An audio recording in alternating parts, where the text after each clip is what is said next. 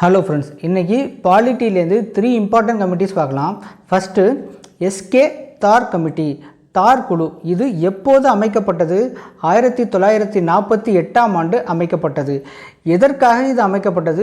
மொழிவாரி மாநிலங்களை அமைக்க கோரிக்கை ரொம்ப நாளாக வச்சுக்கிட்டு இருந்தாங்க. அதை சரிபார்ப்பதற்கு தான் இந்த எஸ்கே தார் கமிட்டி அமைக்கப்பட்டது. இதனுடைய தலைவர் யார்? எஸ்கே தார் தான் இதனுடைய தலைவர்.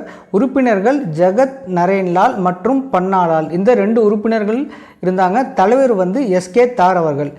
எப்போது இந்த கமிட்டி அறிக்கையை சமர்ப்பித்தது?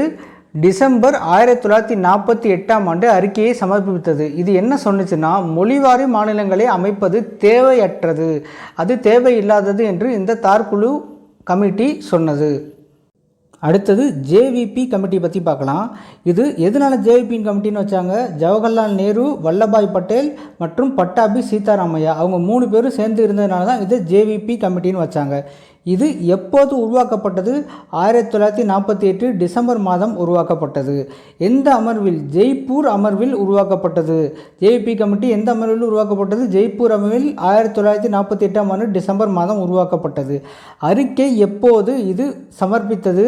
அறிக்கை சமர்ப்பித்தது 1949ஆம் ஆண்டு. சரியா?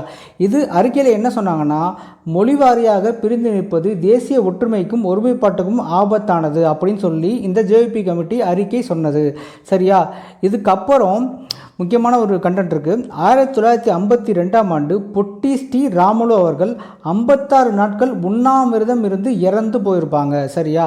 அதுக்கப்புறம் அதோட இஷ்யூ ரொம்ப பெருசாகி 1953ஆம் ஆண்டு அதன் காரணமாக அக்டோபர் 1ஆம் தேதி முதல் மொழிவாரி மாநிலம் உருவாக்கப்பட்டது. அதுதான் என்னது? ஆந்திரா. அடுத்தது ஃபசல் அலி குழு.